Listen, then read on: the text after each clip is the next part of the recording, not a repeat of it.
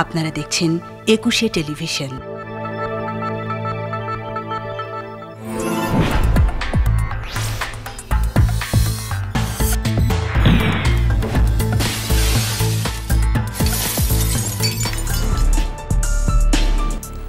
দর্শক, স্বাগত জানাচ্ছি একুশে টেলিভিশনের অনুসন্ধানী অনুষ্ঠান একুশের চোখে। আগাম বন্যা থেকে বোরোধান রক্ষার জন্য প্রতি বছর হাওর অঞ্চলে নির্মাণ করা হয় বাঁধ। কদিন পরেই ধান পাকতে শুরু করবে, পাহাড়ের ঢল বেয়ে নেমে আসবে জলস্রোত। বিভিন্ন জেলার হাওরে বাঁধ নির্মাণ শেষ হয়নি এখনো। হাওরবাসীর অভিযোগ, এখানকার ফসলহানির কারণ সংশ্লিষ্টদের অবহেলা আর বাঁধ নির্মাণ প্রকল্পে ধীরগতি। এসব অসঙ্গতি নিয়ে সাজানো হয়েছে আজকের একুশের চোখ। আপনাদের সাথে আছি আমি সাইদুল ইসলাম।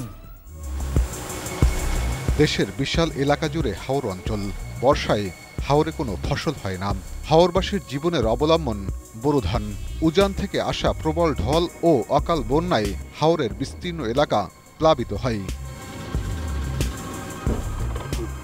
প্রতি বছর সরকার শত শত কোটি টাকা খরচ করে ফসল রক্ষা বাঁধ নির্মাণে।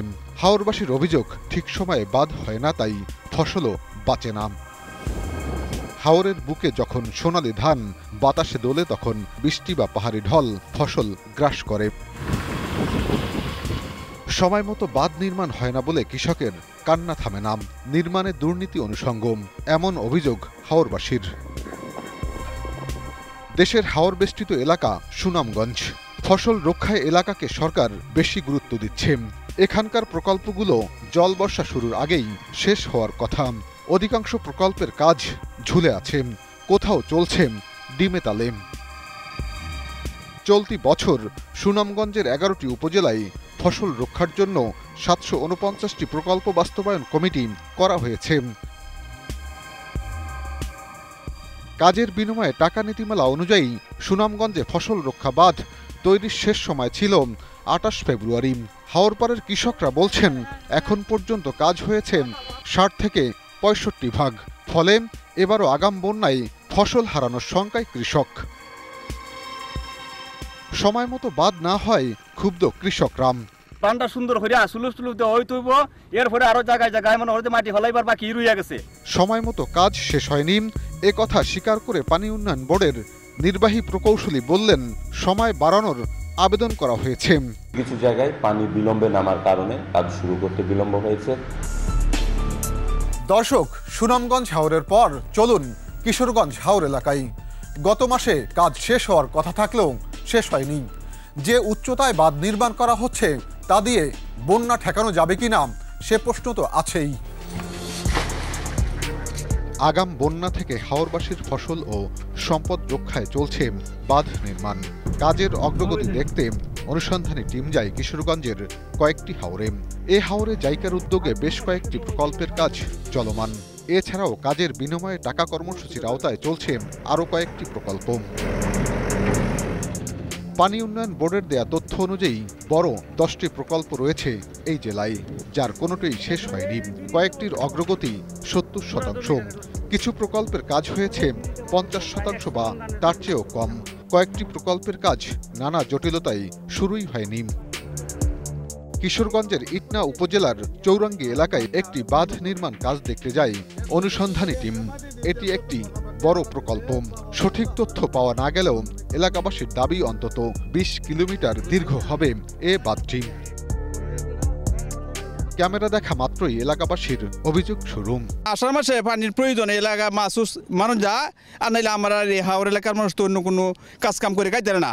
ফসল নষ্ট হয়েছে, আমরা এই নষ্টর ক্ষতিগ্রস্ত তো আমরা গরবে সকলে বউ বাচ্চা লয়ে কান্না হাঁটি। বৃষ্টি হলে মাটিটা পড়ে যাবে, এটা আমাদের কোনো কাজে আসবে না, বরং আমাদের আরো ক্ষতি হবে। তারা জানান, বাঁধ নির্মাণ হচ্ছে ভুল জায়গায়। নদীর পশ্চিম পারে বেরিবাদের প্রয়োজন ছিল আর কি, কিন্তু ওরাও ওইখানে না করে ওইখানে করতেছে। মানুষের অভিযোগ যাচাই করতে আমরা বাঁধ ধরে হাঁটা শুরু করি। দুই পাশে মাটি কেটে রাখা হয়েছে। সামান্য বৃষ্টিতেই আগের জায়গায় চলে যাচ্ছে মাটি। এই হাওরের মানুষের ফসল এবং সম্পদ রক্ষা করার জন্য সরকার শত শত কোটি টাকা ব্যয় করে এসব প্রকল্প বাস্তবায়ন করছে। এসব প্রকল্পর বাস্তব অবস্থা হচ্ছে বালু মাটি দিয়ে এসব বাঁধ নির্মাণ করা হচ্ছে, তার পাশেই রয়েছে এই বড় খাদ। যখনই বৃষ্টি আসবে তখনই বালু মাটি আবারও এই খাদ পরিপূর্ণ করে ফেলবে। কয়েক কিলোমিটার হেঁটে পাওয়া গেল একটি মাটি কাটার যন্ত্র। মধ্য মার্চে কাজ চলছে একটি যন্ত্রে। প্রকল্পের কাজ কবে শেষ হবে কে জানে। দর্শক, সময় হলো একটি বিরতির। ফিরে এসে থাকবে কিশোরগঞ্জ হাওরের বাঁধ নির্মাণ কাজের আরও তথ্যচিত্র। সাথেই থাকুন। বিরতির পর ফিরে এলাম ২১-এর চোখে। দর্শক, দেখছিলাম কিশোরগঞ্জের একটি হাওরের বাঁধের অগ্রগতির চিত্র। এমন চিত্র পুরো এলাকা জুড়েই। সংশ্লিষ্টদের শঙ্কা, বর্ষায় মাথায় হাত পড়বে কৃষকদের। কিশোরগঞ্জের ইটনা এলাকায় এই কৃষকের জমি ছিল 10 কাঠা। হাওর রক্ষা বাঁধে গেছে তার 8 কাঠা। ক্ষতিপূরণ দেওয়ার কথা বলা হলেও কার্যত কোনো ক্ষতিপূরণই পাননি তিনি। মনে হয় যে কাটা দুয়ে কাছে আর পুরাটাই গেছে গা, 8 কাটার মতোই গেছে গা। শুধু একজন কৃষক নয়, এমন অনেক কৃষক রয়েছেন যাদের জমি নেওয়া হয়েছে হাওর রক্ষা বাঁধ প্রকল্পে। তারা কোনো ক্ষতিপূরণ পাননি। আমার প্রায় 1 একরের উপরে জমি গেছে। যেটা ক্ষতি করি এটা পুরাটা আমরা দিয়ে দেয়, একটাও পাইলাম না, আমরা তারা সারাই দেয় না। এবার দেখব বাঁধের উচ্চতা কোথাও 2 ফুট, কোথাও 3 বা 4 ফুট। বর্ষায় এখানে পানি হয় 8 থেকে 10 ফুট। 2 ফুটের বাঁধ বানের জলের প্রথম ধাক্কাও সামলাতে পারবে না। এরপর আমরা যাই একজন প্রকল্প কর্মীর কাছে, জানতে চাই বাঁধের উচ্চতা কতটা হবে।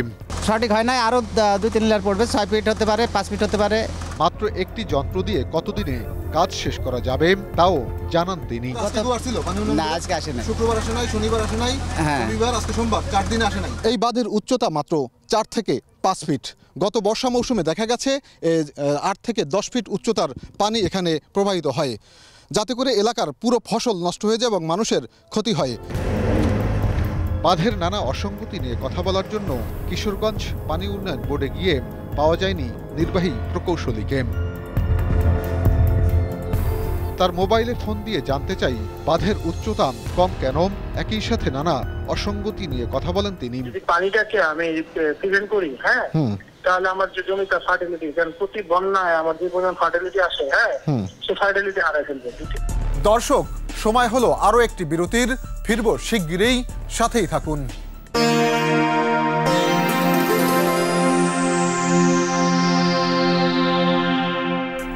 দর্শক, বিরতির পর আবারও স্বাগত জানাচ্ছি ২১-এর চোখে।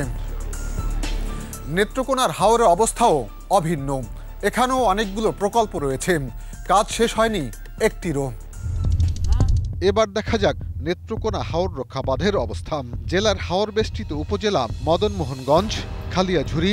এখানকার জনগণের একমাত্র ভরসা কৃষি। কৃষকরা মাথার ঘাম পায়ে ফেলে স্বপ্ন বুনেন মাঠে। কৃষকের স্বপ্ন বাঁচাতে প্রতি বছর বরাদ্দ আসে কোটি কোটি টাকা।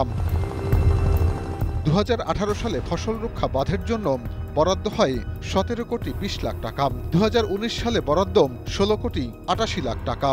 আর 2020 সালে ফসল রক্ষা বাঁধের জন্য বরাদ্দ হয় 14 কোটি 30 লাখ টাকা। এবার 134টি হাওরে 113টি পিএসির মাধ্যমে 14 কোটি 30 লাখ টাকার অনুমোদন দেয় পানি উন্নয়ন বোর্ড। গত বছরের 15ই ডিসেম্বর থেকে ওইসব প্রকল্পের কাজ শুরু করে চলতি বছরের 28 ফেব্রুয়ারির মধ্যে সম্পন্ন করার জন্য পিএসি কমিটিকে সময় বেঁধে দেয়া হয়। এত টাকা খরচ করার পরেও কৃষকরা থেকে যান আগের জায়গায়। আগাম বন্যায় প্রতি বছরেই ক্ষতিগ্রস্ত হন কৃষক।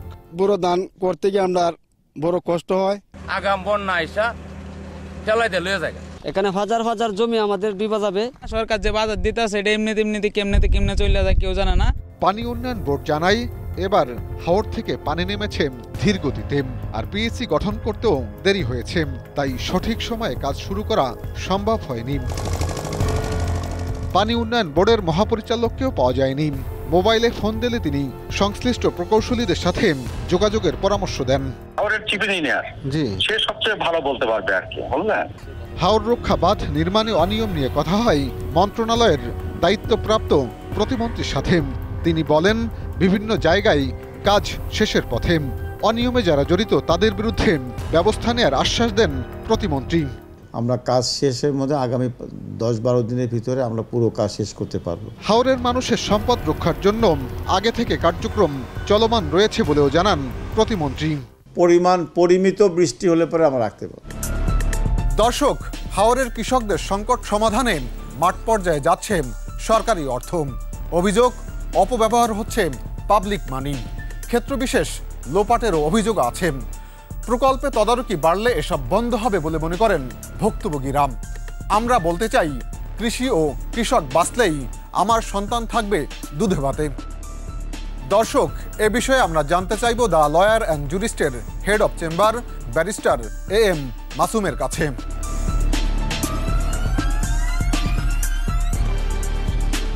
ন্যাশনাল ওয়াটার রিসোর্স কমিটি এবং সেটা section 4 of the Bangladesh water act 2013 অনুযায়ী গঠিত হয়েছে এবং এখানে যে তাদের এই কমিটির দ্বারা যে বাঁধ নির্মাণ করা, বাঁধ রক্ষণাবেক্ষণ এবং নদী ভাঙ্গন, এটা কিন্তু সেকশন 21 অনুযায়ী বলা আছে। বাংলাদেশ ওয়াটার রুলস 2018-এর রুল 14, 15 এবং 16-এ বলা আছে যে সিটিতে, উপজেলা এবং ইউনিয়নে কমিটি করা হবে, যে কমিটির কাজ হবে এগুলি রক্ষণাবেক্ষণ করা। এবং স্পেশালি কেউ যদি ফেল করে তাহলে সেকশন 29 অনুযায়ী 5 ইয়ার্সের ইমপ্রিজনমেন্ট প্লাস 10,000 টাকা ফাইন। স্পেশালি এখানে যদি কোনো ধরনের দুর্নীতি গঠিত হয় তাহলে দুর্নীতি দমন কমিশন আইন 2004-এর সেকশন 20 অনুযায়ী কমিশন যে কোনো সময় ইনভেস্টিগেট করতে পারে। ইভেন কাউকে অ্যারেস্ট করতে চাইলে সেকশন 21 অনুযায়ী সেটা করতে পারে। এর বাহিরেও সে পেনাল কোড এবং গভর্নমেন্ট সার্ভেন্ট রুলস 2018 ব্যবহার করা যেতে পারে। Specially the prevention of corruption act 1947, যেখানে সেকশন 4-এ এই দুর্নীতির কথা বলা আছে এবং সেকশন 5-এ যে কোনো ধরনের ক্রিমিনাল মিসকন্ডাক্ট এবং ডিসঅনেস্টি বা কোনো ধরনের ম্যানিপুলেশন হলে তাদেরকে 7 ইয়ার্স পর্যন্ত ইমপ্রিজনমেন্ট দেওয়া যেতে পারে। দর্শক, আপনার কাছে থাকা অনুসন্ধানমূলক তথ্য আমাদেরকে জানান। তুলে আনবো তথ্যের একেবারে ভেতরের খবর। লিখতে পারেন এই ঠিকানায়। প্রযোজক 21-এর চোখ, 21 টেলিভিশন, জাহাঙ্গীর টাওয়ার, 10 কারওয়ান বাজার, ঢাকা 1215। ইমেল করতে পারেন 21erchok@21-tv.com এই ঠিকানায়। কথা বলতে পারেন 0197-2121-221 এই নম্বরে। দর্শক, আজকের 21-এর চোখ এ পর্যন্তই। ততক্ষণে সবাই ভালো থাকুন, সুস্থ থাকুন 21 টেলিভিশনের সঙ্গে।